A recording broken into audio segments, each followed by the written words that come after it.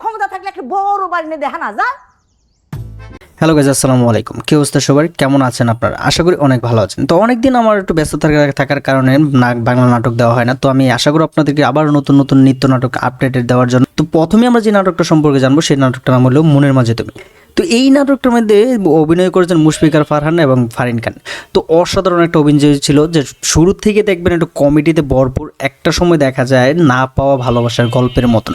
কিরকম একটা শুরুতে দেখা যায় মুশফিকার ফারহান তার পানি নিতে গিয়ে প্রথমে ফারিয়া খানের সাথে দেখা, তো সেই থেকে তাদের দুজনের অনেক পছন্দ, একে অপরকে ভালোবাসতে শুরু করে। কিন্তু ফারিয়া খানও অনেক পছন্দ করে মুশফিকার ফারহানকে, কিন্তু অসহায় মানুষ হিসেবে মামা মামির কাছে মানুষ হওয়ার কারণে সে অন্য কাউকে ভালোবাসতে পারে না। তো সেই দিক থেকে ফারিয়ান খান একটু দুর্বল। তো মুশফিকার ফারহান তাকে প্রচণ্ড ভালোবাসে, একটা পর্যায়ে যে তাকে বলে যে আমি তোমাকে অনেক পছন্দ করি, কিন্তু দেখা যায় কি সেই পছন্দের রিপ্লাইটা অটোমেটিকলি না আসে।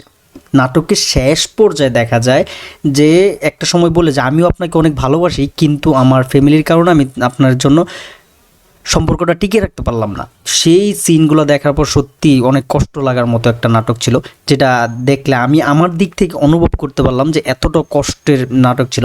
তো অসাধারণ একটা নাটক। আর বরাবরই মুশফিকার ফারহান সবসময় ভালো অভিনয় করে থাকে, তার অভিনয়টা সবার কাছে যথেষ্ট পরিমাণে প্রিয়। আর মুশফিকার ফারহানের সাথে ফারিন খানের অভিনয়টাও সেই ছিল, যেটা অসাধারণ ছিল আর সত্যি ভালো লাগার মতন একটা নাটক ছিল।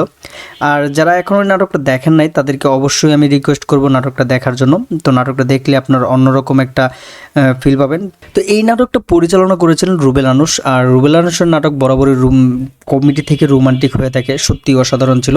তো আমার দিক থেকে নাটকটা অনেক ভালো লেগেছে, আমি আশা করি আপনাদের কাছে অনেক ভালো লাগবে। আর মুশফিকার ফারহানের নাটক যদি আপনারা সত্যি পছন্দ করতে চান বা দেখেন, তো সত্যি অবশ্যই এই নাটকটা খুব তাড়াতাড়ি দেখবেন। আশা করি সবাই ভালো থাকবেন। আল্লাহ হাফেজ।